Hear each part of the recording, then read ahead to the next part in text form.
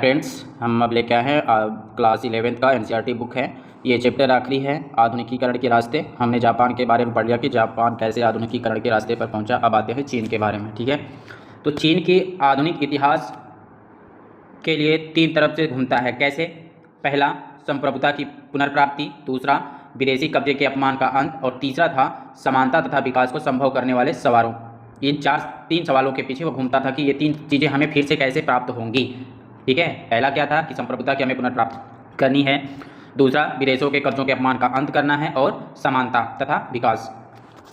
इन तीन प्रयासों को, ठीक है, यानी ये तीन जो समूह नज़रिए झलकते, यानी जो तीन ज़रूरत थी चीन की, वो तीन ज़रूरतों को पूरा करने के लिए तीन नज़रिए हमें देखने को मिलते हैं। ठीक है, पहला, कांग येवोल तथा लियांग किचाऊ जैसे आरंभिक सुधारकों ने, जिन्होंने पश्चिमी की चुनौतियों का सामना करने के लिए पारंपरिक विचारों को नए और अलग तरीके से इस्तेमाल करने की कोशिश की। ठीक है, यानी तीन जो हमारे सवाल थे, वो तीन सवालों को पूरा करने के लिए तीन लोग दिखते हैं उन सवालों को पूरा करने के लिए। ठीक है, तो पहले में है कांग येवोल है और लियांग किचाऊ हैं, जिन्होंने क्या किया कि आरंभिक सुधार और पश्चिमी के चुनौतियों का सामना करने के लिए पारंपरिक विचारों को नए और अलग तरीके से इस्तेमाल करने की कोशिश की। ठीक है, वहीं दूसरा लोग कौन था इसमें? जो गणतंत्र का पहला राष्ट्राध्यक्ष था, जो सन यात सेन थे। उन्होंने क्रांतिकारी जापान और पश्चिम के विचारों से प्रभावित थे। और तीसरा चीज़ जो था वो था चीन की कम्युनिस्ट पार्टी, जो युगों की असमानताओं को खत्म करना और विदेशियों को खदेड़ना चाहती थी। यानी शुरू में हमने जो देखा, तीन की एकदम जरूरत जो चीज़ की है, वो तीन जरूरतों को पूरा करने के लिए तीन लोग आगे आगे, कांग येवेल और लियांग किचाऊ, दूसरे सन यात सेन और तीसरी थी चीनी कम्युनिस्ट की पार्टी। आधुनिक चीन की शुरुआत 16वीं और 17वीं शताब्दी में पश्चिम के साथ उसका पहला सामना होने के समय से मानी जाती है। यानी चीन के आधुनिक युग की शुरुआत कब मानी जाती है? तो 16वीं से 17वीं शताब्दी के बीच मानी जाती है। और उस समय क्या उनसे घटना घटी थी? उसका पश्चिम के साथ उसका पहला सामना हुआ, जो उसके आधुनिक होने की शुरुआत मानी जाती है। जबकि जेसुइट मिशनरियों ने खगोल विद्या और गणित जैसे पश्चिमी विज्ञानों को चाइना पहुंचाया था। यानी खगोल विद्या और गणित को चीन किसने पहुंचाया था? तो जेसुइट मिशनरियों ने पहुंचाया था। इसका तात्कालिक असर तो सीमित था, पर इसने उन चीज़ों की शुरुआत कर दी जिन्होंने 20वीं सदी में जाकर तेज गति पकड़ी। यानी कि जेसुइट मिशनरी ने जो खगोल विद्या और गणित जैसी इन सब सारी चीज़ों को जब वहाँ पहुँचाया गया, जो घटनाएं घट रही थी 16वीं शताब्दी में 17वीं शताब्दी में चाइना में, तात्कालिक कारण में अगर देखा जाए तो वहाँ तो ये सब चीज़ें सीमित थी। लेकिन ये जोर कब पकड़ती हैं? जब 19वीं सदी में जाके ये सब जोर पकड़ती हैं। जब ब्रिटेन ने कब जोर पकड़ती है? जब ब्रिटेन अफीम के फायदेमंद व्यापार को बढ़ाने के लिए सैन्य बलों का इस्तेमाल किया। इसी के चलते पहला अफीम युद्ध कब हुआ था? तो पहला अफीम युद्ध हुआ था 1839 से लेके 1942 तक पहला अफीम युद्ध। इतना लंबा चला। यहाँ पे ये गलत प्रिंट हुआ है कि पहला अफीम युद्ध 1839 से 1942, ये नहीं था। पहला अफीम युद्ध हुआ था 1839 से 1842 के बीच। शुरुआत कब हुई थी? 4 सितंबर को, 4 सितंबर 1839। समाप्त कब हुई थी? तो 29 अगस्त 1842 को। ठीक है, और ये किस संधि के साथ समाप्त हुई थी? तो ये समापन हुआ था नानजिंग की संधि से। किसके? नानकिंग की संधि से। किसके किसके बीच हुआ था पहला अफीम युद्ध? चीन और ग्रेट ब्रिटेन के बीच। इसमें संधि क्या रखी, स्वीकार क्या की गई थी? इसमें हांगकांग द्वीप का ब्रिटेन को हस्तांतरण करना था, युद्ध के दौरान हुए नुकसान के लिए ब्रिटेन को मुआवजा देना था, और विदेशी व्यापार के लिए चीन के 5 बंदरगाहों को खोलना था। ये प्रथम अफीम युद्ध का जो संधि हुआ था उसके समय हुआ था। यानी 4 सितंबर 1839 को शुरू होती है और 29 अगस्त 1842 को समाप्त होती है। और यह किसके बीच हुआ था? तो इंग्लैंड के बीच हुआ था और चीन के शासक थे क्विंग राजवंश के बीच था। दूसरा अफीम युद्ध कब हुआ था? दूसरा अफीम युद्ध 8 अक्टूबर 1856 से 24 अक्टूबर 1860 तक हुआ था। 1856। कांग युएई और लियांग किचाऊ जैसे क्विंग सुधारकों ने व्यवस्था को सुदृढ़ बनाने की जरूरत महसूस की। अफीम का व्यापार, चीनी उत्पादकों जैसे चाय, रेशम और चीनी मिट्टी के बर्तनों की मांग ने व्यापार में असंतुलन की भारी समस्या खड़ी कर दी। पश्चिमी उत्पादों को चीन में बाजार नहीं मिला, जिसकी वजह से भुगतान चांदी में करना पड़ता था। ईस्ट इंडिया कंपनी ने एक विकल्प ढूंढा, अफीम। यह हिंदुस्तान के कई हिस्सों में बहुत आराम से उगती थी। चीन ने अफीम बेचने के जरिए वे चांदी कमाकर कैंटन में उधार पत्रों के बदले कंपनी के प्रतिनिधि को देने लगे। इस तरह कंपनी उस चांदी का इस्तेमाल ब्रिटेन के लिए चाय, रेशम और चीनी मिट्टी के बर्तन खरीदने के लिए करती थी। इस तरह ब्रिटेन, भारत और चीन के बीच यह उत्पादकों का त्रिकोणीय व्यापार था। यानी इस तीन के उत्पादक में त्रिकोणीय व्यापार में किन किन वस्तुओं का व्यापार होता था? कांग युएई और लियांग किचाऊ जैसे क्विंग सुधारकों ने व्यवस्था को सुदृढ़ बनाने की जरूरत महसूस की और एक आधुनिक प्रशासनिक व्यवस्था, नई सेना और शिक्षा व्यवस्था के निर्माण के लिए नीतियां बनाई। साथ ही संवैधानिक सरकार की स्थापना के लिए स्थानीय विधिकाओं का गठन किया। उन्होंने चीन को उपनिवेशीकरण से बचाने की जरूरत महसूस की। उपनिवेश बनाए गए देशों के नकारात्मक उदाहरणों ने चीनी विचारकों का जबरदस्त प्रभाव डाला। 18वीं सदी में पोलैंड का बंटवारा सर्वाधिक बहुचर्चित उदाहरण था। यानी पोलैंड का बंटवारा कब हुआ था? तो पोलैंड का बंटवारा 18वीं सदी का सबसे बहुचर्चित उदाहरण था। यहाँ तक कि 1890 के दशक में पोलैंड शब्द का इस्तेमाल क्रिया के रूप में किया जाने लगा। बोलान बू का मतलब था हम पोलैंड करने के लिए, हमें पोलैंड करने के लिए। यानी बोलान बू का प्रयोग किया जाता था किसके लिए? तो हमें पोलैंड करने के लिए बोलान बू शब्द का प्रयोग किया जाता था। भारत का भी उदाहरण सामने था। विचारक लियांग किचाओ का मानना था कि चीनी लोगों में एक राष्ट्र की जागरूकता लाकर ही चीन पश्चिमी का विरोध कर पाएगा। 1903 में उन्होंने लिखा कि भारत एक ऐसा देश है जो किसी और देश से नहीं बल्कि एक कंपनी के हाथों बर्बाद हो गया था, ईस्ट इंडिया कंपनी के हाथों। ये बात किसने कहा था? लियांग किचाओ ने। लियांग किचाओ ने क्या कहा था कि भारत अपने हाथों नहीं एक कंपनी के हाथों हारा था। अपने लोगों के साथ क्रूर होने के लिए हिंदुस्तानियों की आलोचना करते थे। उनके तर्कों ने आम आदमी को खासा आकर्षित किया क्योंकि चीनी देखते थे कि ब्रिटानिया चीन के साथ युद्ध में भारतीय जवानों का इस्तेमाल करता था। इन सबसे अधिक कईयों ने महसूस किया कि परंपरागत सोच को बदलने की ज़रूरत है। कन्फ्यूशियसवाद चीन में प्रमुख विचारधारा रही है। यह विचारधारा कन्फ्यूशियस और उसके अनुयायियों की शिक्षा से विकसित की गई। कन्फ्यूशियस का समय कब है? 551 से 479 ईस्वी पूर्व। कन्फ्यूशियस विचारधारा का जो दायरा था वह अच्छे व्यवहार, व्यवहारिक समझदारी और उचित सामाजिक संबंधों के सिद्धांतों का था। कन्फ्यूशियस ने चीनियों के जीवन के प्रति रवैये को प्रभावित किया, सामाजिक मानक दिए और चीनी राजनीतिक सोच और संगठनों को आधार दिया। लोगों ने नए विषयों में प्रशिक्षित करने के लिए विद्यार्थियों को जापान, ब्रिटेन और फ्रांस में पढ़ने भेजा गया ताकि वे नए विचार सीखकर वापस आएँ। 1890 के दशक में बड़ी तादाद में चीनी विद्यार्थी पढ़ने के लिए जापान गए।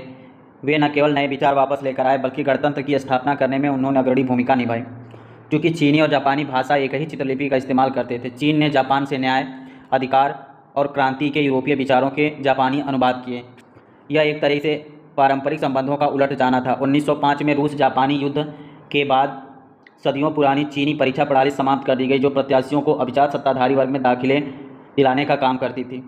रूस और जापान का जो युद्ध 1905 में हुआ था वह एक ऐसा युद्ध था जो चीन की ज़मीन पर और चीनी इलाके पर प्रभुत्व के लिए लड़ा गया था। ठीक है, यहाँ पे क्वेश्चन बन जाएगा कि वह कौन सा युद्ध था जो चीन पर प्रभुत्व जमाने के ही लिए चीन के ही इलाके पे लड़ा गया था। ठीक है, तो वह था जापान और रूस का युद्ध। कब हुआ था? 1905 ईस्वी में। परीक्षा प्रणाली जो समाप्त की गई थी वह क्या थी? तो ये जो चीन में परीक्षा प्रणाली थी वह अभिजात वर्ग में शामिल होने के लिए प्रयोग की जाती थी। अभिजात सत्ताधारी वर्ग प्रवेश में 1850 तक लगभग ज़्यादातर इम्तिहान के जरिए होता था। इसमें 8 भाग वाला निबंध निर्धारित प्रपत्र में चीनी में लिखना होता था। यह परीक्षा विभिन्न स्तरों पर आयोजित की जाती थी। हर 3 साल में 2 बार आयोजित की जाती थी। चीन की जो परीक्षा प्रणाली थी वह हर 3 साल में 2 बार आयोजित की जाती थी, यानी 1.5 साल में 1 बार, हर 1.5 साल के बाद आयोजित की जाती थी। पहले स्तर की परीक्षा में केवल 1-2% लोग 24 साल की उम्र में तक पास हो पाते थे और वे सुंदर प्रतिभा बन जाते थे। इस डिग्री से उन्हें निचले कुलीन वर्ग में प्रवेश मिल जाता था।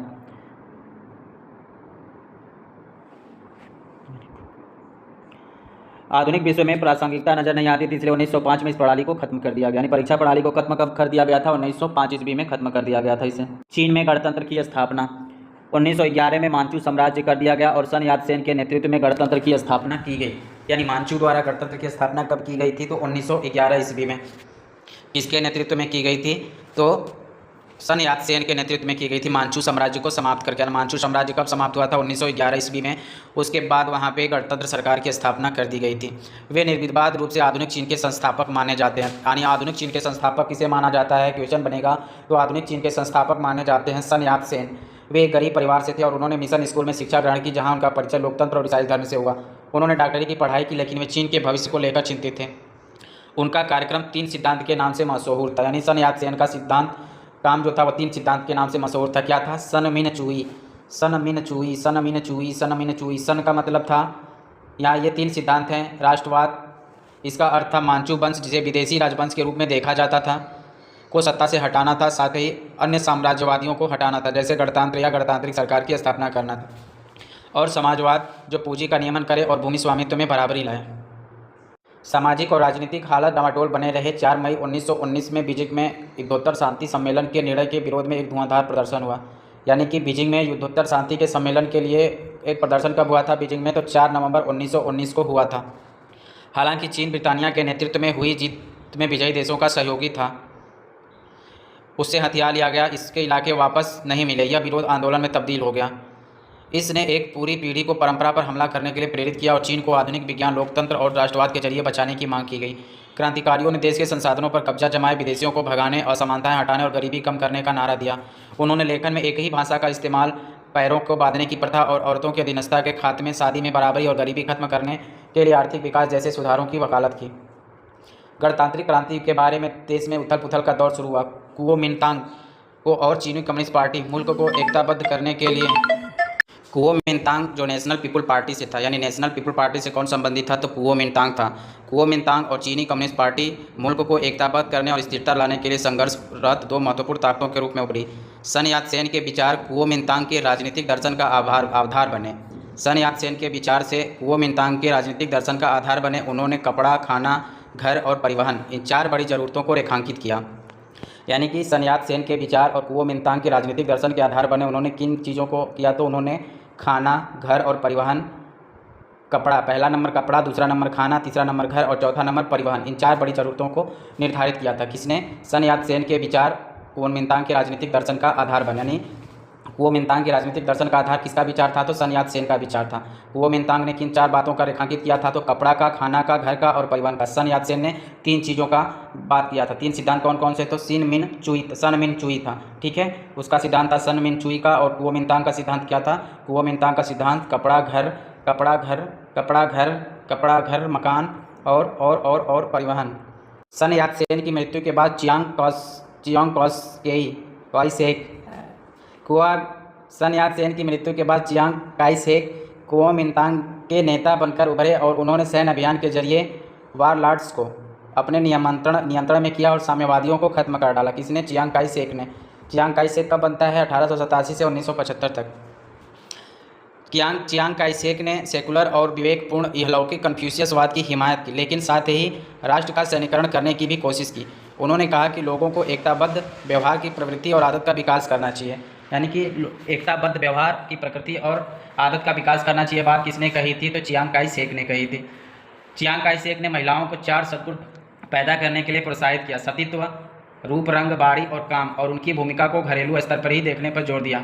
यहाँ तक कि उनके कपड़ों की किनारियों की लंबाई भी प्रस्तावित की। कुओमिंतांग का सामाजिक आधार शहरी इलाकों में था, औद्योगिक विकास धीमा और गिने चुने क्षेत्रों में था। कुओमिंतांग का सामाजिक आधार कहाँ था? शहरी इलाकों में था। उनका औद्योगिक विकास धीमा और गिने चुने क्षेत्रों में था। शंघाई जैसे शहरों में 1919 में औद्योगिक मजदूर वर्ग उभर रहा था और इनकी संख्या 5 लाख थी, लेकिन इनमें से केवल कुछ प्रतिशत मजदूर ही जहाज निर्माण जैसे आधुनिक उद्योगों में काम कर रहे थे। ज़्यादातर लोग नगण्य शहरी सियाओ सिमिन किसे कहा जाता था? नगण्य शहरी को सियाओ सिमिन कहा जाता था। व्यापारी और दुकानदार होते थे। शहरी मजदूरों, खासतौर से महिलाओं को बहुत कम वेतन मिलता था, काम करने के घंटे बहुत कम थे, ये सब चीज़ें चल रही थी। सामाजिक और सांस्कृतिक बदलाव में स्कूल और विश्वविद्यालयों के फैलने से मदद मिली। पीकिंग विश्वविद्यालय की स्थापना कब हुई थी? तो पीकिंग विश्वविद्यालय की स्थापना 1902 ईस्वी में हुई थी। पत्रकारिता फली फूली, जो कि नई सोच के प्रति आकर्षण का केंद्र बनी थी। साओ तोआफोन द्वारा संपादित लोकप्रिय लाइफ वीकली इस नई विचारधारा की प्रतिनिधि थी। लाइफ वीकली का संपादन किसने किया था? तो लाइफ वीकली का संपादन साओ तोआफेन ने किया था। किसने किया था? साओ तोआफेन ने। इसके अपने पाठक को नए विचारों से, साथ ही गांधी और तुर्की के आधुनिकता पसंद नेता कमाल अतातुर्क जैसे नेताओं से अवगत कराया गया। इसका विवरण 1926 में केवल 2000 प्रतियों से बढ़कर 1933 से 2 लाख हो गया था।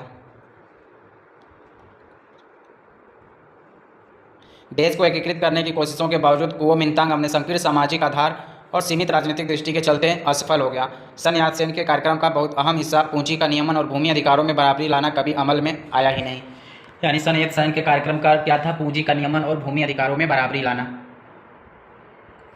इससे लोगों की समस्याओं पर ध्यान देने की बजाय फौजी व्यवस्था थोपने का प्रयास किया था। किसने? कुओमिंतांग ने।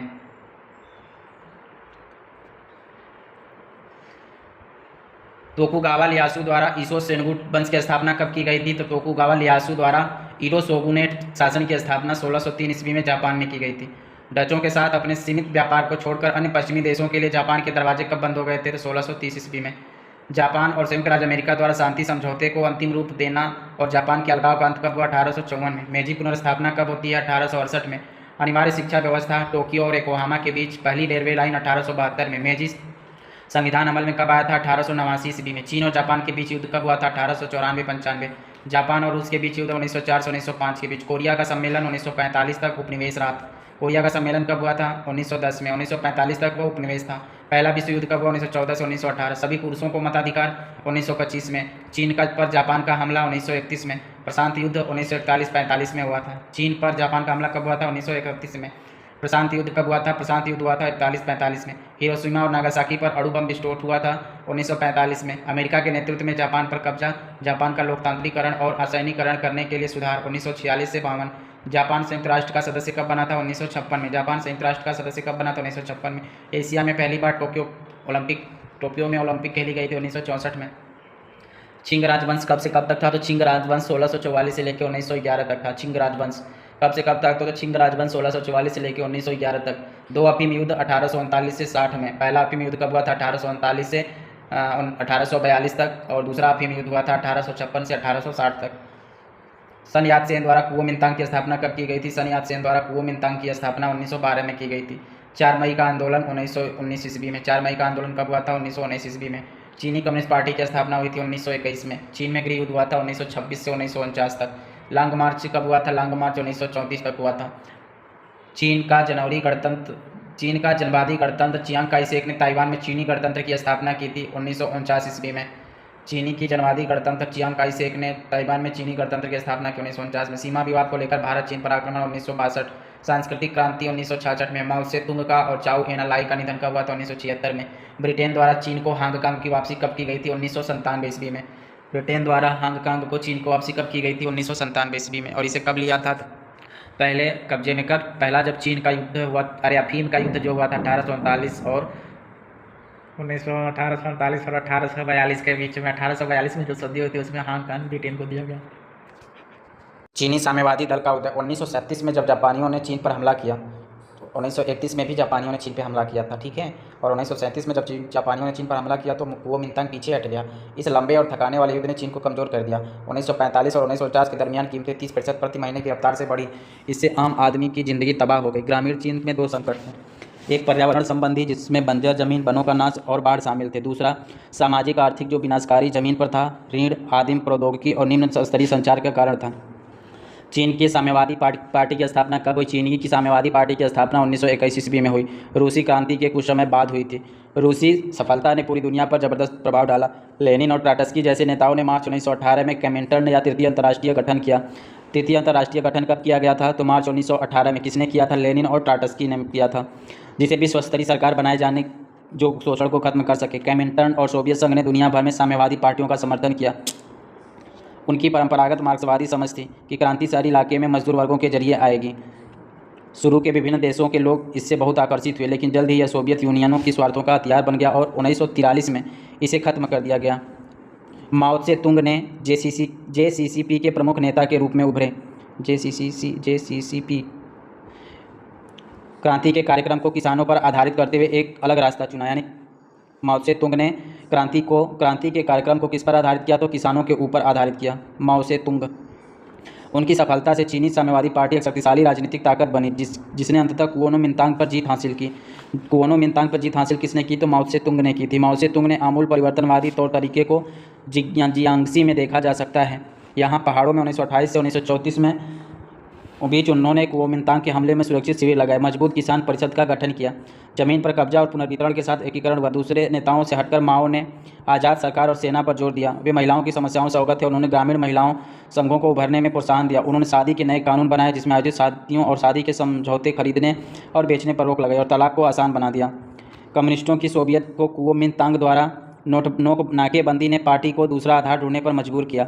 इसके चलते उन्हें लॉन्ग मार्च 1934 से 35 पर जाना पड़ा, जो कि सांगसी तक यानी 6000 मील का मुश्किल सफ़र था। कुओमिंतांग द्वारा नाकेबंदी के पार्टी को दूसरे आधार ढूंढने पर मजबूर किया। इसके चलते माओ से तुंग को या माओ को लॉन्ग मार्च पे जाना पड़ा। कब? 1934 से 1935 में लॉन्ग मार्च के नाम से जाना जाता है। इसके कितने मील चलना पड़ा था? 6000 मील था। नए अड्डे एनान में उन्होंने युद्ध, सामंतवाद को खत्म करने, भूमि सुधार करने और विदेशी साम्राज्यवाद लड़ने के कार्यक्रम को आगे बढ़ाया। यानी कि लॉन्ग मार्च पूरा करने के बाद वो नया अड्डा कहाँ चुना था? तो नया अड्डा एनान में चुना था इन्होंने। युद्ध के मुश्किल सालों में साम्यवादियों और कुओमिंतांग ने मिलकर काम किया, लेकिन युद्ध खत्म होने के बाद साम्यवादी सत्ता में आ गए और कुओमिंतांग की हार हो गई। नए जनवाद की स्थापना। पीपुल्स रिपब्लिक ऑफ चाइना की सरकार 1949 में कायम हुई। यानी पीपुल्स रिपब्लिक ऑफ चाइना की सरकार कब कायम हुई? तो पीपुल्स रिपब्लिक ऑफ चाइना की सरकार 1949 में कायम हुई। नए लोकतंत्र के सिद्धांतों पर आधारित थी। सर्वहारा का तानाशाही अर्थव्यवस्था के मुख्य क्षेत्र सरकार के नियंत्रण में रखे गए और निजी कारखानों और भूमि स्वामित्व को धीरे धीरे खत्म किया गया। यह कार्यक्रम 1953 तक चला, जब सरकार ने समाजवादी बदलाव का कार्यक्रम शुरू करने की घोषणा की। 1958 में लंबी छलांग लगाने वाले आंदोलनों की नीति के जरिए देश का तेजी से औद्योगिकीकरण करने की कोशिश की गई।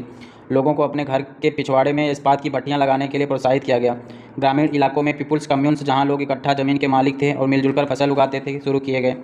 1958 तक 26,000 ऐसे समुदाय थे जो कृषि आबादी का 98% था। माओ पार्टी द्वारा निर्धारित लक्ष्यों को पाने के लिए जन समुदाय को प्रेरित करने में सफल रहे। उनकी चिंता समाजवादी व्यक्ति बनाने की थी, जिसकी 5 चीज़ें प्रिय थे: पितृभूमि, जनता, काम, विज्ञान और जनसंपत्ति। यानी माओ पार्टी का, यानी माओ से तुंग का जो माओ कहलाता था, माओ के नाम से प्रचलित था, उसकी 5 चीज़ें प्रिय थी। कौन कौन सी? पितृभूमि, जनता, काम, विज्ञान और जनसंपत्ति। किसानों, महिलाओं, छात्रों और अन्य गुटों के लिए जन संस्थाएं बनाई गई। उदाहरण के लिए all China democratic women's federation के 760 लाख सदस्य थे। ऑल चाइना स्टूडेंट फेडरेशन के 32,90,000 सदस्य थे। लेकिन ये लक्ष्य और तरीके पार्टी में सभी लोगों को पसंद नहीं थे। 1953-54 में कुछ लोग औद्योगिक संगठनों और आर्थिक विकास की तरफ ज़्यादा ध्यान देने के लिए कह रहे थे। लियू शाओची और तांग सियाओफिंग ने कम्यून प्रथा को बदलने की कोशिश की, क्योंकि यह बहुत कुशलता से काम नहीं कर रही थी। घर में पिछवाड़ों में बनाई गई स्टील औद्योगिक लिहाज से अनुपयोगी था। कम्यून प्रथा को बदलने की कोशिश किसने किया था? तो कम्यून प्रथा को बदलने का कोशिश लियू शाओची और तंग सियाओफिंग ने किया था। दर्शनों का टकराव। समाजवादी व्यक्ति की रचना के इच्छुक माओवादियों और दक्षता की बजाय विचारधाराओं पर माओ के बल देने की आलोचना करने वालों के बीच संघर्ष चला। माओ द्वारा 1965 में छेड़ी गई महान सर्वहारा संस्कृति क्रांति इसी संघर्ष का नतीजा था, जो उन्होंने अपने आलोचकों का सामना करने के लिए शुरू की। पुरानी संस्कृति, पुराने रिवाजों और पुरानी आदतों के खिलाफ अभियान छेड़ने के लिए रेड गार्ड्स, मुख्यतः छात्रों और सेना का इस्तेमाल किया गया। छात्रों और पेशेवर लोगों को जनता से ज्ञान हासिल करने के लिए ग्रामीण इलाकों में भेजा गया। विचारधारा पेशेवर ज्ञान से ज़्यादा महत्वपूर्ण थी। दोषारोपण और नारेबाजी ने तर्कसंगत बहस की जगह ले ली। सांस्कृतिक क्रांति से खलबली का दौर शुरू हो गया। पार्टी कमजोर हो गई और अर्थव्यवस्था और शिक्षा व्यवस्था में गिरावट आई। 1960 के उत्तरार्ध से प्रभाव बदलने लगा। 1975 में एक बार फिर पार्टी ने अधिक सामाजिक अनुशासन और औद्योगिक अर्थव्यवस्था का निर्माण करने पर जोर दिया, ताकि चीन साम्यवादी शताब्दी के खत्म होने से पहले एक शक्तिशाली देश बन सके। 1968 से शुरू होने वाले सुधार। सांस्कृतिक क्रांति के बाद राजनीतिक दावपेचों की प्रक्रिया शुरू हुई। तंग सियाओफिंग ने पार्टी पर नियंत्रण मजबूत बनाए रखा और साथ ही देश में समाजवादी बाजार व्यवस्था अर्थव्यवस्था की शुरुआत की। 1978 में पार्टी ने आधुनिकीकरण के अपने 4 सूत्रीय लक्ष्य की घोषणा की। यह था विज्ञान, उद्योग, कृषि और रक्षा का विकास। पार्टी से सवाल जवाब न करने की हद तक बहस की इजाज़त थी। इस नए और आज़ाद वातावरण में, जैसे कि 60 साल पहले 4 मई के आंदोलन के समय था, नए विचारों का रोमांचकारी भंडार फूट पड़ा। 5 दिसंबर 1978 को दीवार पर लगे एक पोस्टर ने 5वीं आधुनिकता का दावा किया कि लोकतंत्र के बिना अन्य आधुनिक कुछ भी नहीं बन पाएंगी। उससे न गरीबी हटेगी, न लैंगिक शोषण खत्म हो पाएगा। ने के लिए सीसीपी की आलोचना की। इसके लिए उसने पार्टी के अंदर से ही ऐसे दुर्व्यवहारों के उदाहरण पेश किए। इन मांगों का दबाव गया, लेकिन 1989 में 4 मई के आंदोलन की 17वीं सालगिरह पर बहुत से बुद्धिजीवियों ने ज़्यादा खुलेपन के और कड़े प्रतिबद्ध सिद्धांतों को खत्म करने की मांग की। बीजिंग के तियानमेन चौक पर छात्रों के प्रदर्शन को पूर्णतापूर्वक दबाया गया। दुनिया भर में इसकी कड़ी आलोचना हुई। सुधार के बाद के समय चीन के विकास के विषय पर दोबारा बहस शुरू हुई। पार्टी द्वारा समर्थित प्रधानमंत्री मजबूत राजनीतिक नियंत्रण, आर्थिक खुलेपन और विश्व बाजार में जुड़ाव पर आधारित। आलोचकों का कहना है कि सामाजिक गुटों, क्षेत्र, पुरुषों और महिलाओं के बीच बढ़ती हुई असमानताओं से सामाजिक तनाव बढ़ रहा है और बाजार पर जो भारी महत्व दिया जा रहा है उस पर सवाल खड़े कर रहा है। अंत में पहले के पारंपरिक विचार पुनर्जीवित हो रहे हैं, जैसे कि कन्फ्यूशियसवाद, और यह तर्क कि पश्चिम की नकल करने के बजाय चीन अपनी परंपरा पर चलते हुए एक आधुनिक समाज बन सकता है। ताइवान का किस्सा। चीनी साम्यवादी दल द्वारा पराजित होने के बाद चियांग काई शेक 30 करोड़ से अधिक अमेरिकी डॉलर और बेशकीमती कलाकृतियां लेकर 1949 में ताइवान भाग निकला। चीनी साम्यवादी दल द्वारा कौन पराजित हुआ था? तो चीनी दल साम्यवादी द्वारा पराजित हुआ था, उसका नाम था चियांग काई शेक। वह कितने करोड़ अधिक धनराशि के साथ भाग गया था? तो वह 30 करोड़ से अधिक अमेरिकी डॉलर और बेशकीमती कलाकृतियां लेकर 1949 में कहाँ भाग गया? ताइवान भाग गया। वहाँ उन्होंने चीनी गणतंत्र की स्थापना की। यानी ताइवान में चीनी गणतंत्र की स्थापना किसने की? तो ताइवान में चीनी गणतंत्र की स्थापना चियांग काई शेक ने किया था। ठीक है, क्वेश्चन पूछ देगा कि ताइवान में चीनी गणतंत्र की स्थापना किसने की? तो चियांग काई शेक ने की थी। 1894-95 में जापान के साथ हुई लड़ाई में यह जगह चीन को जापान के हाथों में सौंपनी पड़ी थी। और तब से वह जापानी उपनिवेश बनी हुई थी। कायरो घोषणा पत्र कब हुआ था? तो कायरो घोषणा पत्र हुआ था 1943 ईस्वी में। और पोर्ट्समैन घोषणा पत्र कब हुआ था? तो पोर्ट्सडैम घोषणा पत्र 1949 के द्वारा चीन को प्रभुसत्ता वापस मिली। यानी किस घोषणा पत्र के द्वारा चीन को संप्रभुता वापस मिली? तो कायरो घोषणा पत्र और पोर्ट्सडैम उद्घोषणा के द्वारा चीन को संप्रभुता वापस मिली थी। ठीक है, कायरो घोषणा पत्र का डेट कब है? 1943। और पोर्ट्सडैम उद्घोषणा पत्र है 1949। फरवरी 1947 में हुए जबरदस्त प्रदर्शन के बाद कुओमिंतांग ने नेताओं की एक पूरी पीढ़ी की निर्ममता हत्या करवा दी। यानी कि नेताओं की हत्या किसने करवा दी? तो कुओमिंतांग ने करा दी।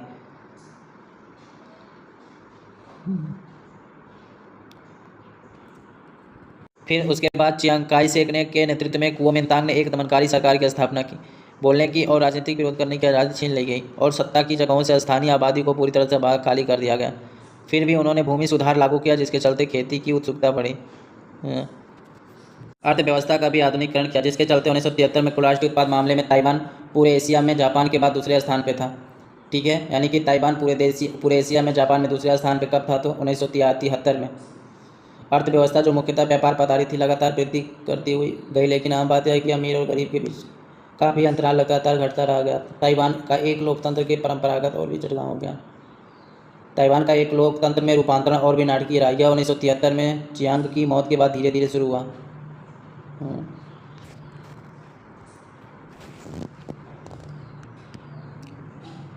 और 1887 में जब फौजी कानून लौट गया तो विरोधी दलों के कानून की इजाज़त मिल गई। तब इस प्रक्रिया में पति पकड़ी। उसके पहले स्वतंत्र मतदान ने स्थानीय ताइवानियों को सत्ता में लाने के लिए पूरी तरह से बहस किया था। राजनीतिक स्तर पर अधिकांश देशों के व्यापार मिशन केवल ताइवान में ही हैं। ताइवान का एक लोकतंत्र में रूपांतरण और भी नाटकीय रहा। यह यानी ताइवान 1975 में चियांग काई शेक की मृत्यु के बाद धीरे धीरे शुरू हुआ और 1887 में जब फौजी कानून हटा लिया गया तब विरोधी दलों के कानूनी इजाज़त मिल गई। तब प्रक्रिया ने गति पकड़ी। पहले स्वतंत्र मतदाता ने स्थानीय ताइवानियों को सत्ता में लाने की कोशिश की। फिर राजनीतिक स्तरों को भी अधिकांश देशों के व्यापार मिशन केवल ताइवान में ही हैं। उनके द्वारा ताइवान में पूर्ण राजनयिक संबंध और दूतावास रखना संभव नहीं, क्योंकि ताइवान को चीन का एक हिस्सा माना जाता है। मुख्य भूमि के साथ पुनः एकीकरण का प्रश्न अभी भी विवादास्पद हुआ है। यद्यपि खाड़ी पार के संबंध सुधर रहे हैं, ताइवान कंपनी और निवेश मुख्य भूमि में बड़े पैमाने से हो रहा था। आवागमन कहीं अधिक महाराजा हो गया। संभवतः चीन ताइवान को एक अर्ध स्वायत्त क्षेत्र के रूप में स्वीकार कर लेने से सम्मत हो गया, अगर ताइवान पूर्ण स्वतंत्रता के लिए कोई कदम उठाने से परहेज करता है तो। कोरिया की कहानी, आधुनिकीकरण की शुरुआत। 19वीं सदी के अंत में कोरिया के जोसेon वंश कोरिया के जोसेon वंश ने आंतरिक और सामाजिक संघर्ष का सामना किया। यानी 19वीं सदी के अंत में कोरिया के आंतरिक और सामाजिक संघर्ष का सामना किसने किया था? तो कोरिया के जोसेon वंश ने किया था। कोरिया का जोसेon वंश कितने वर्ष तक शासन किया था? तो 1392 से लेकर 1910 ईस्वी तक। कोरिया के जो जोसेon वंश ने आंतरिक और सामाजिक संघर्षों का सामना किया। अपने देश में आंतरिक और सामाजिक संघर्षों का भी सामना कर रहा था। इसके साथ साथ किसका सामना करना पड़ रहा था? तो इसके साथ साथ पश्चिमी देशों का भी दबाव झेलने को पड़ रहा था। उसमें पश्चिमी देश में कौन कौन से थे? तो चीन था और जापान था। इन सबके बीच कोरिया ने अपनी सरकारी संरचनाओं, राजनयिक संबंधों, बुनियादी ढांचे एवं समाज के आधुनिकीकरण के लिए सुधार नीतियाँ लागू की। दशकों के राजनीतिक हस्तक्षेप के बाद साम्राज्यवादी जापान ने 1910 में अपनी कॉलोनी के रूप में कोरिया पर जबरन कब्जा कर लिया। दशकों के राजनीतिक हस्तक्षेप के बाद साम्राज्यवादी जापान ने 1910 में अपनी कॉलोनी के रूप में कोरिया पर जबरन कब्जा कर लिया, जिससे 500 वर्षों से अधिक समय से चले आ रहे जोसेon राजवंश का अंत हो गया। जोसेon राजवंश का अंत कब हुआ? जब 1910 ईस्वी में जापान ने कोरिया पर अपना जबरन कब्जा कर लिया। किंतु कोरियाई लोग जापानियों द्वारा किए जा रहे कोरियाई संस्कृति और नैतिक मूल्यों के दमन से काफ़ी नाराज थे। आज़ादी के इच्छुक कोरियाई लोगों ने जापानी औपनिवेशिक शासन के खिलाफ प्रदर्शन किया। उन्होंने एक अस्थायी सरकार की स्थापना की और कैरो, याल्टा और पोट्सडैम सम्मेलनों जैसे अंतर्राष्ट्रीय बैठकों में विदेशी नेताओं से अपील के लिए प्रतिनिधि मंडल भेजे। जापानी औपनिवेशिक शासन 35 साल के बाद अगस्त 1945 में द्वितीय विश्व युद्ध में जापानी की हार के साथ समाप्त। यानी कोरिया से जापानी का कब्जा कब हटा? तो 1945 ईस्वी में, यानी 35 साल बाद। हालांकि यह कोरिया के भीतरी और बाहरी स्वतंत्र कार्यकर्ताओं का लगातार प्रयास था, जो जापान की हार के बाद कोरिया की स्वतंत्रता सुनिश्चित कर पाए। मुक्ति के बाद कोरियाई उपद्वीप को अस्थायी रूप से 38वीं समानांतर रेखा से 2 हिस्सों में विभाजित किया गया। यानी कि कोरियाई उपद्वीप को अस्थायी रूप से किसमें विभाजित किया गया? तो अस्थायी रूप से 38वीं समानांतर रेखा में 2 हिस्सों में विभाजित किया गया, जिसमें उत्तरी क्षेत्र में सोवियत संघ और दक्षिणी क्षेत्र में यूएनए द्वारा संचालन किया गया। यानी कोरिया को किस दो भागों में बांटा गया, तो उत्तरी कोरिया और दक्षिणी कोरिया क्षेत्र में बांटा गया था। उत्तरी कोरिया का संघ कौन था, रूस था, और दक्षिण कोरिया का संचालन कौन कर रहा था, तो संयुक्त राज्य अमेरिका द्वारा किया जा रहा था। किंतु दोनों ही क्षेत्र जापानी सेना को भंग करने के लिए परिश्रम करते रहे। हालांकि 1948 में उत्तर और दक्षिण में अलग अलग सरकारें स्थापित होने के साथ यह विभाजन अस्थायी रूप से हो गया। यानी कि 38वीं कोरिया के दो हिस्सों में बांटने के लिए 38वीं समानांतर रेखा का अस्थायी कब किया गया था, तो अस्थायी 1945 में किया गया था। और जब यहाँ पे जब स्थायी रूप से 38वीं समानांतर रेखा की स्थापना कब की गई थी, 1948 में की गई थी, जब दोनों क्षेत्रों में अलग अलग सरकारें स्थापित हो गई थी। उत्तरी कोरिया में अलग सरकार और दक्षिण कोरिया में अलग सरकार स्थापित कब हुई थी, 1948 में। तब से 38वीं समानांतर रेखा जो थी वह अस्थायी हो गई। युद्धोत्तर राष्ट्र, जून 1950 में कोरियाई युद्ध शुरू हुआ। यानी कोरियाई युद्ध कब शुरू हुआ था, तो कोरियाई युद्ध जून 1950 में शुरू हुआ था। दक्षिण कोरिया में अमेरिकी अगुवाई वाली संयुक्त राष्ट्र सेना और उत्तरी कोरिया में कम्युनिस्ट चीन सेना के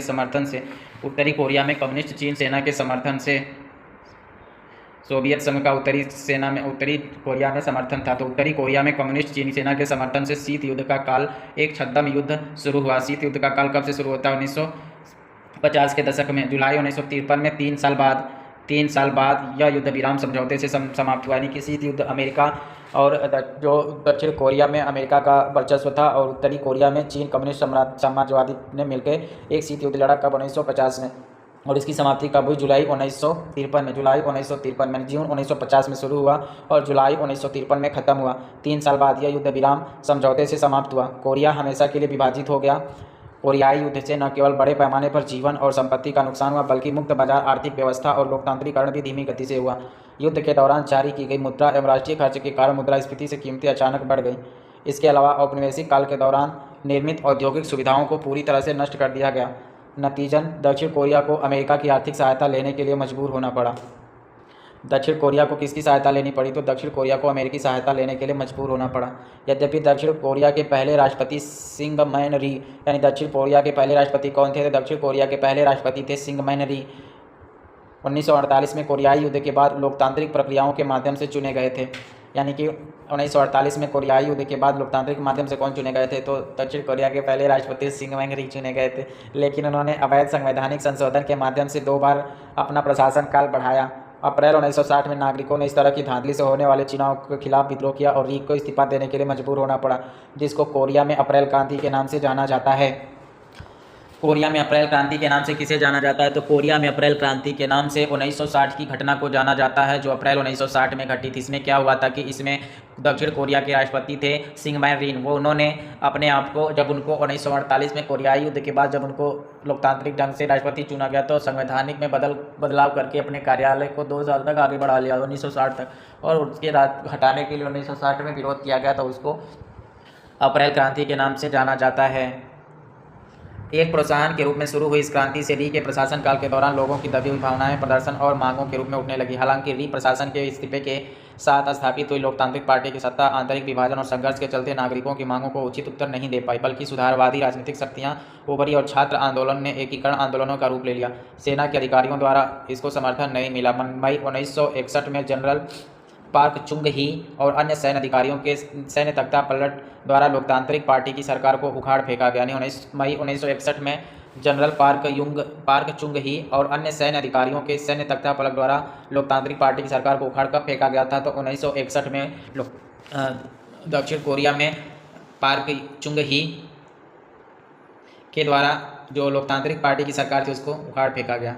तीव्र औद्योगिकरण एवं मजबूत नेतृत्व। अक्टूबर 1963 के चुनाव में सैन्य नेता पार्क चुंग ही राष्ट्रपति बने। पार्क प्रशासन ने देश में आर्थिक विकास के लिए एक राज्य आधारित निर्यात उन्मुक्त नीति अपनाई। सरकार की 5 वर्षीय आर्थिक योजनाओं ने बड़े कारपोरेट फर्मों का समर्थन किया, रोजगार के विस्तार पर भारी जोर दिया और कोरिया की प्रतिस्पर्धात्मक को बढ़ावा दिया। 1960 के दशक से कोरिया का अभूतपूर्व आर्थिक विकास शुरू हुआ, जब राज्य नीति आयात प्रतिस्थापन औद्योगिकी से निर्यात पर केंद्रित हो गई।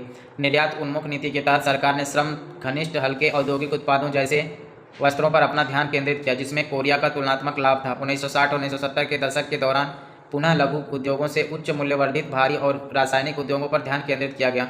इस्पात, अलव धातु, मशीनरी, जहाज निर्माण, इलेक्ट्रॉनिक्स और रासायनिक उत्पाद को आर्थिक विकास की दौड़ में सबसे महत्वपूर्ण उद्योगों के रूप में चुना गया। 1970 में ग्रामीण जनसंख्या को प्रोत्साहन और कृषि क्षेत्र के आधुनिकीकरण के लिए नया गांव आंदोलन की शुरुआत हुई। नया गांव मतलब सैमोल आंदोलन की शुरुआत हुई। नया गांव आंदोलन की शुरुआत कहाँ पे हुई थी? तो दक्षिण कोरिया में हुई थी 1970 में, ग्रामीण जनसंख्या को प्रोत्साहन और कृषि क्षेत्र के आधुनिकीकरण के लिए।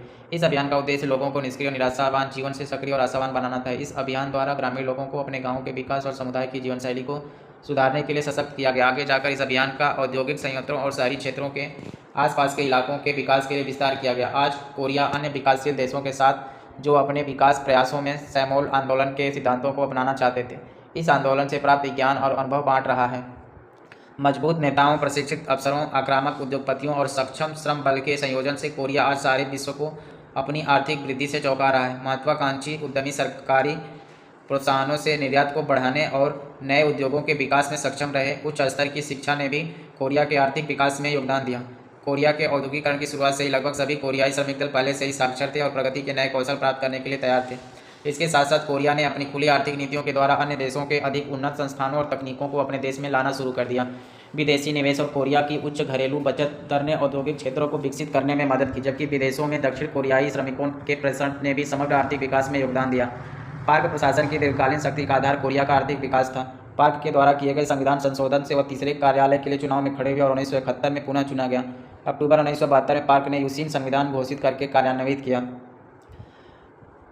जिसे स्थायी अध्यक्षता को संभव बनाया। यूसिन संविधान के तहत राष्ट्रपति को कानून के क्षेत्राधिकार और प्रशासन पर पूर्ण अधिकार था कि किसी भी कानून को आपातकालीन नियम के रूप में निरस्त करने का भी एक संवैधानिक अधिकार था। राष्ट्रपति को पूर्ण अधिकार प्रणाली के साथ देश के आर्थिक विकास में प्रगति के लिए लोकतंत्र के एक तरह से अस्थायी रूप में निलंबित हो गया। हालांकि 1979 में दूसरे तेल संकट से देश की आर्थिक नीतियां, जो कि भारी रासायनिक उद्योगों के मुख्य निवेश रखती थी, में काफ़ी बाधाएं हैं। इसके साथ साथ छात्रों, विद्वानों और विपक्ष ने लगातार यूसिन संविधान के खिलाफ प्रदर्शन किया, क्योंकि पार्क प्रशासन ने आपातकालीन उपायों के आह्वान और राजनीतिक अस्थिरता का दमन किया। इस आर्थिक संकट और राजनीतिक अस्थिरता के बीच पार्क का प्रशासन अक्टूबर 1979 में पार्क चुंग की हत्या के साथ खत्म कर दिया गया। यानी कि पार्क चुंग की हत्या के साथ जो पार्क का प्रशासन था कब खत्म किया गया? तो 1979 में। यूसिन संविधान कब घोषित किया गया? तो यूसिन संविधान अक्टूबर 1972 में घोषित किया गया था।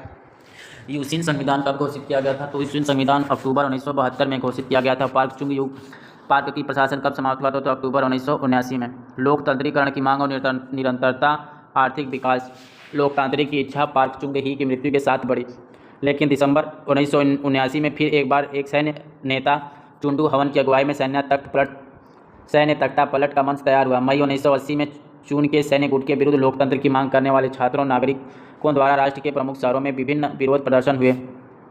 सैन्य दल ने पूरे देश में मार्शल कानून को लागू करके लोकतंत्र आंदोलन को दबा दिया, किंतु ग्वांगजू शहर में विशेष रूप से छात्र और नागरिक लगातार मार्शल कानून को समाप्त करने की मांग करते रहे। हालांकि चून के सैन्य दल ने लोकतंत्र के विरोध प्रदर्शन कर रहे लोगों को आवाज़ को दबा दिया। उसी वर्ष के अंत में चून यूसुइन संविधान के तहत एक अप्रत्यक्ष चुनाव के माध्यम से राष्ट्रपति बने। चून प्रशासन ने अपनी सरकार को स्थिर बनाने के लिए लोकतांत्रिक प्रभाव का मजबूती से दमन किया। हालांकि चून प्रशासन ने अंतर्राष्ट्रीय आर्थिक दृष्टि से कोरिया के आर्थिक विकास को 1980 के 1.7% से बढ़ाकर 1983 तक 13.2% कर दिया और मुद्रास्फीति को भी कम कर दिया। आर्थिक विकास ने शहरीकरण, शिक्षा के स्तर में सुधार और मीडिया की प्रगति को जन्म दिया। इसके फलस्वरूप नागरिकों में अपने राजनीतिक अधिकारों की आत्म जागरूकता बढ़ी, जिससे राष्ट्रपति के प्रत्यक्ष चुनाव के लिए संवैधानिक संशोधन की मांग की गई। मई 1987 में एक विश्वविद्यालय के छात्रों के अत्याचार से हुई मौत की घटना के बाद नागरिकों ने लोकतंत्रीकरण के लिए बड़े पैमाने पर प्रदर्शन किए, जिसको चुन प्रशासन ने दबाने की कोशिश की। इसके बाद चुन सरकार के खिलाफ लोकतंत्रीय आंदोलन में न केवल छात्रों बल्कि मध्य वर्ग के नागरिकों ने भी भाग लिया। इन प्रयासों के चलते चुन प्रशासन को संविधान में संशोधन करने के लिए मजबूर होना पड़ा और नागरिकों को सीधे चुनाव का अधिकार मिला। कोरियाई लोकतंत्र का एक नया अध्याय इस प्रकार से शुरू हुआ। मई 1987 में चुन ने नागरिकों को सीधे चुनाव में भाग लेने का अधिकार दिया। कब? यानी दक्षिण कोरिया के लोगों को चुनाव में भाग लेने का अधिकार कब मिला? तो मई 1987 में। कोरियाई लोकतंत्र और IM फ्रंट संकट। नए संविधान के अनुसार 1971 के बाद से पहला प्रत्यक्ष चुनाव दिसंबर 1987 में हुआ था, लेकिन विपक्ष पार्टियों की एकजुटता में विफलता के कारण चून के सैन्य दल के एक अस्थायी सेना नेता रोहता ताएबू का चुनाव हुआ। हालांकि कोरिया में लोकतंत्र जारी रहा। 1990 में लंबे समय के विपक्षी नेता रह चुके किम यंग सैम ने एक बड़ी सत्तारूढ़ पार्टी बनाने के लिए रो की पार्टी से समझौता किया। दिसंबर 1992 में दशकों से चल रहे सैन्य शासन के बाद एक नागरिक नेता किम को राष्ट्रपति के लिए चुना गया। नए चुनावों में सत्तावादी सैन्य शक्ति के विघटन के फलस्वरूप एक बार फिर लोकतंत्र की शुरुआत हुई। नए प्रशासन की निर्यात नीति के तहत सैमसंग, हुंडई और LG सहित कुछ कंपनियां 1990 की शुरुआत तक वैश्विक प्रमुखता के स्तर तक पहुंच चुकी थी। यानी दक्षिण कोरिया की कंपनी कौन कौन सी है? सैमसंग है, हुंडई है और LG है। कहाँ की कंपनी है? तो यह दक्षिण कोरिया की कंपनी है। कौन कौन सी? सैमसंग, हुंडई और LG। 1990 की शुरुआत तक वैश्विक प्रमुखता के स्तर पर कंपनियां पहुंच चुकी थी। सरकारी समर्थन के साथ कोरियाई कंपनियों ने पूंजी प्रधान व्यवसाय और रासायनिक उद्योगों के साथ साथ इलेक्ट्रॉनिक उद्योगों में भी निवेश करना शुरू कर दिया। दूसरी ओर सरकार ने औद्योगिक और सामाजिक बुनियादी ढांचे के निर्माण पर ध्यान देना जारी रखा। इस बीच कोरिया के बाजार को अन्य देशों के लिए खोलने के लिए नौ उदारवादी दबाव में किम प्रशासन ने 1996 में आर्थिक सहयोग और विकास संगठन में शामिल होने का निर्णय लिया और कोरिया की अंतर्राष्ट्रीय प्रतिस्पर्धा को मजबूत करने का प्रयास शुरू किया। लेकिन व्यापार घाटे में बढ़ोतरी, वित्तीय संस्थाओं द्वारा खराब प्रबंधन, संगठनों द्वारा बेईमान व्यापारिक संचालन के कारण कोरिया को 1997 में विदेशी मुद्रा संकट का सामना करना पड़ा। दक्षिण कोरिया को विदेशी मुद्रा संकट का सामना कब करना पड़ा था? तो कोरिया को विदेशी मुद्रा संकट का सामना 1999 में करना पड़ा था। आर्थिक सहयोग और विकास संगठन में शामिल होने का निर्णय कोरिया ने कब लिया था? तो 1996 में लिया था। अंतर्राष्ट्रीय मुद्रा कोष द्वारा आपात वित्तीय सहायता के जरिए संभालने की कोशिश की गई। यही नहीं, इस आर्थिक संकट में पूरे देश ने एक साथ प्रयास किए। नागरिकों ने गोल्ड कलेक्शन मूवमेंट के माध्यम से विदेशी ऋण भुगतान के लिए सक्रिय रूप से योगदान दिया। दिसंबर 1997 में एक लंबे समय से बाद कोरिया में पहली बार शांतिपूर्ण हस्तांतरण के द्वारा विपक्षी पार्टी के नेता किम डे-जुंग सत्ता में आए। सत्ता में दूसरा शांतिपूर्ण हस्तांतरण 2008 में हुआ, जब रूढ़िवादी पार्टी के नेता ली माइंग बाग प्रगतिशील पार्टी रो मा-ह्यून प्रशासन के बाद अध्यक्ष चुने गए। 2012 में रूढ़िवादी पार्टी का नेता पार्क फान खान गानगान पहली महिला राष्ट्रपति के रूप में चुनी गई। यानी कि दक्षिण कोरिया में पहली महिला राष्ट्रपति के रूप में किसे चुना गया? तो दक्षिण कोरिया में पहली महिला राष्ट्रपति को पार्क खन हे चुनी गई। कौन चुनी गई? नेता पार्क खन हे चुनी गई। वो किस पार्टी से थी? तो रूढ़िवादी पार्टी के नेता थे। ठीक है। उनके पिता पार्क चुंग ही की राजनीतिक विरासत के कारण उन्हें कार्यालय की शुरुआत में बहुत समर्थन प्राप्त हुआ। लेकिन अक्टूबर 2016 में जब यह बात उठी कि उनके स्थान पर उनके एक नज़दीकी मित्र गुप्त रूप से सरकारी मामलों पर प्रबंधन करते थे, तब राष्ट्रव्यापी विरोधी एवं प्रदर्शनों के फलस्वरूप मार्च 2017 में उन पर महाभियोग चला और उन्हें कार्यालय से हटा दिया गया। 2017 में तीसरी बार शांतिपूर्ण हस्तांतरण के द्वारा मून जे इन ने राष्ट्रपति का पद संभाला। वर्तमानकालीन सियोल शहर। 2016 में नागरिकों के नेतृत्व में किए गए कैंडल लाइट विरोध में देश के लोकतांत्रिक कानूनों और प्रणालियों के भीतर राष्ट्रपतियों के इस्तीफे की मांग कर रहे नागरिकों का शांतिपूर्ण प्रदर्शन पर कोरियाई लोकतंत्र की परिपक्वता को दर्शाता है। कोरियाई लोकतंत्र आर्थिक विकास का कर्जदार है, लेकिन यह देश गणतंत्रवाद को प्रोत्साहित करने वाले कोरियाई नागरिकों की राजनीतिक जागरूकता ही है जिसने आज इस देश को आगे बढ़ाने में प्रमुख भूमिका निभाई। कोरिया में दूसरा शांतिपूर्ण हस्तांतरण कब हुआ था? 2008 में। तीसरा शांतिपूर्ण हस्तांतरण कब हुआ था? तीसरा शांतिपूर्ण हस्तांतरण 2017 में हुआ था। आधुनिकता के दो मार्ग। औद्योगिक समाजों में एक दूसरे के जैसे बनाए गए आधुनिकता के अपने अपने मार्ग बनाए जाते हैं। ताइवान का किस्सा और कोरिया की कहानी साथ साथ चीन और जापान का इतिहास दिखता है।